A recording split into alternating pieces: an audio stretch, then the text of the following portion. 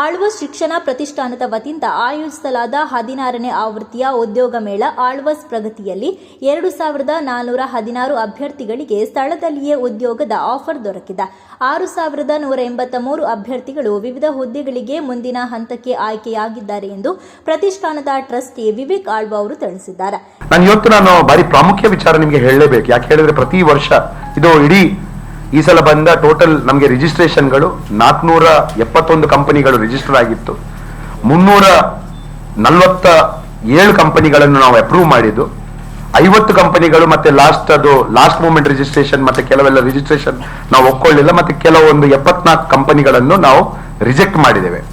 Even sector wise ಕೂಡ ಈಗ ಯಾವ ಸೆಕ್ಟರ್ದು ಎಷ್ಟೆಷ್ಟು ಭಾಗವಹಿಸಿದ್ದಾರೆ ಅದೆಲ್ಲ ಡೀಟೇಲ್ಸ್ ಕೂಡ ಇದರಲ್ಲಿ ನೋಡಬಹುದು. ಇದು ಕಂಪ್ಲೀಟ್ಲಿ ಈಗ ಹೊರಗಡೆ completely all information is available. ಇವರು ಮಂಗಳೂರಿನಲ್ಲಿ ಸುದ್ದಿಗೋಷ್ಠಿ ನಡೆಸಿ ಮಾತನಾಡಿ 332 ಕಂಪನಿಗಳು ಉದ್ಯೋಗ ಮೇಳದಲ್ಲಿ ಭಾಗವಹಿಸಿದ್ದು 15,539 ಅಭ್ಯರ್ಥಿಗಳು ಭಾಗವಹಿಸಿದ್ರು ಇದ್ರು. ಮೇಳದಲ್ಲಿ ಭಾಗವಹಿಸಿದ್ದ 301 ಕಂಪನಿಗಳ ಫಲಿತಾಂಶಗಳನ್ನು ವೆಬ್ಸೈಟ್ನಲ್ಲಿ ಪ್ರಕಟಿಸಲಾಗಿದೆ. ಉಳಿದ ಕಂಪನಿಗಳ ಹಾಗೂ ಅಭ್ಯರ್ಥಿಗಳ ಫಲಿತಾಂಶಗಳನ್ನು ನೇಮಕಾತಿ ಸಂಸ್ಥೆಗಳಿಂದ ಮಾಹಿತಿ ಲಭ್ಯವಾದಂತೆ ಪ್ರಕಟಿಸಲಾಗುವುದು. ಉದ್ಯೋಗ ಮೇಳದಂದು ಸ್ಥಳದಲ್ಲೇ ನೋಂದಣಿ ಮಾಡಿದಂಥ ಎಸ್ಎಲ್ಸಿ, ಪಿಯುಸಿ ಹಾಗೂ ಐಟಿಐ ಅಭ್ಯರ್ಥಿಗಳ ನೇಮಕಾತಿ ವಿವರಗಳನ್ನು ಆಳ್ವಾಸ್ ತಂಡದಿಂದ ದೂರವಾಣಿ ಕರೆ ಅಥವಾ ಎಸ್ಎಂಎಸ್ ಮೂಲಕ ನೇರವಾಗಿ ತಲುಪಿಸಲಾಗುತ್ತದೆ ಎಂದು ತಿಳಿಸಿದ್ದಾರೆ. ನಮ್ಮ ದಕ್ಷಿಣ ಕನ್ನಡದಲ್ಲಿ 6183 ಮಕ್ಕಳು.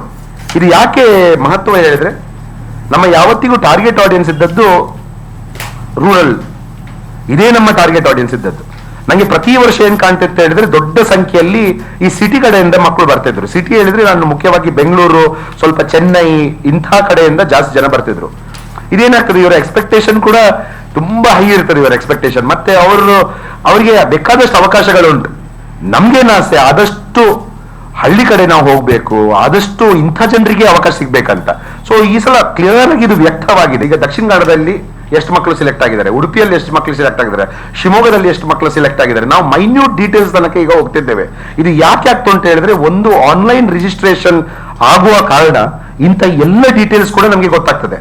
ಯಾವ್ಯಾವ ಮಕ್ಕಳು, ಈಗ ಊರು ನೀವು ನೋಡಿದ್ರು ಕೂಡ ಮಂಗಳೂರು ಅವರು ಎಷ್ಟು 165. ಇದು ಸಿಲೆಕ್ಷನ್, ಶಾರ್ಟ್ ಲಿಸ್ಟ್ ಅಲ್ಲ, ಖಾಲಿ ಸಿಲೆಕ್ಷನ್ ಮಾತ್ರ ದೊಡ್ಡದಿದ್ದೇನೆ. ಇನ್ನು ಮುಂದಕ್ಕೆ ನಾವು ಶಾರ್ಟ್ ಲಿಸ್ಟ್ ಅನ್ನು ಕೂಡ ಇದೇ ರೀತಿಯಲ್ಲಿ ನಾವು ಬ್ರೇಕ್ ಇನ್ ಮಾಡ್ತೇವೆ. ಯಾವ ಮಂಗಳೂರಿಂದ, ಬಂಟ್ವಾಳದಿಂದ, ಮೂಡುಬಿದಿರೆಯಿಂದ, ಬೆಳ್ತಂಗಡಿಯಿಂದ, ಕಾರ್ಕಳದಿಂದ ಎಷ್ಟೆಷ್ಟು ಸಿಲೆಕ್ಟ್ ಆಗಿದ್ದಾರೆ ಇದರ ಪೂರ್ಣ ಮಾಹಿತಿ ಕೂಡ ಲಭ್ಯವಿದೆ.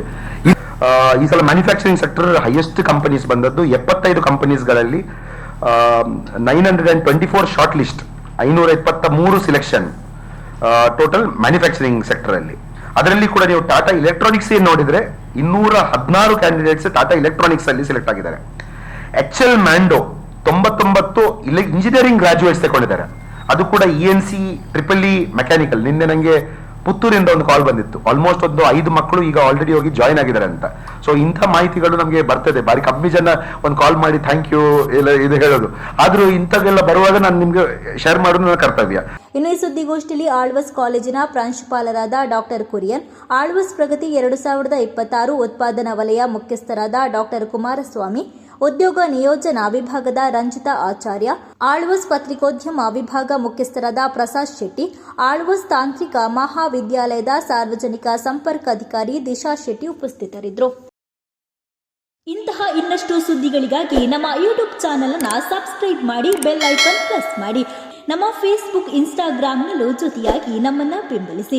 ಜಾಹೀರಾತುಗಳಿಗಾಗಿ ಸಂಪರ್ಕಿಸಿ 9845478858 ಅಥವಾ 9972528110.